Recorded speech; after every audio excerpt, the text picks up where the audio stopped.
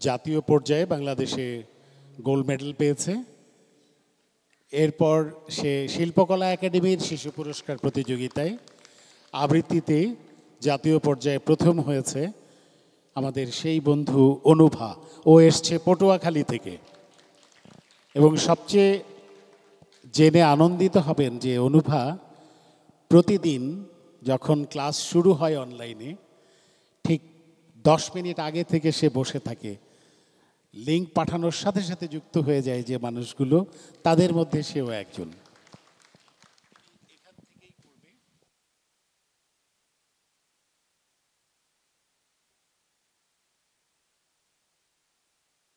Hello,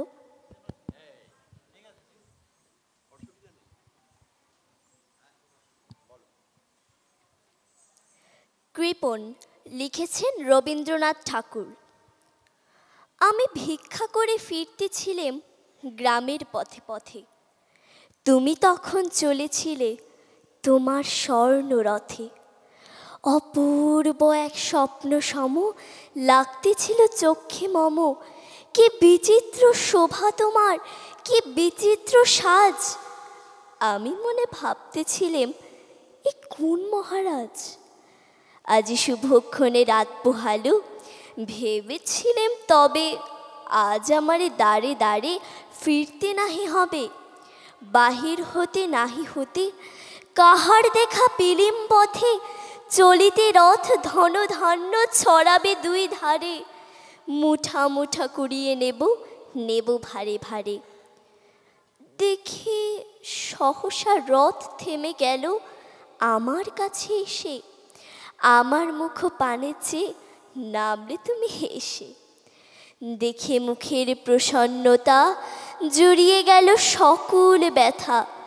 হেনকালে কিসের লাগে তুমি অকস্মাৎ, আমায় কিছু দাও গো বলে বাড়িয়ে দিলে হাত।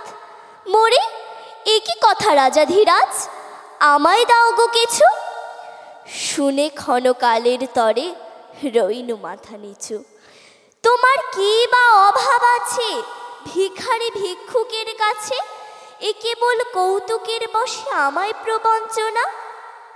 ঝুলি হতে দিলেম তুলে একটি ছোট কণা, যবে পাত্রখানি ঘরে এনে উজাড় করি, এ কি ভিক্ষা মাঝে একটি ছোট সোনার কণা দেখি। দিলেম যা রাজ ভিখারিরে, স্বর্ণ হয়ে এলো ফিরে। তখন কাঁদে চোখের জলে দুটি নয়ন ভরে। তোমায় কেন দিইনি আমার সকল শূন্য করে। ভুল বলেছো।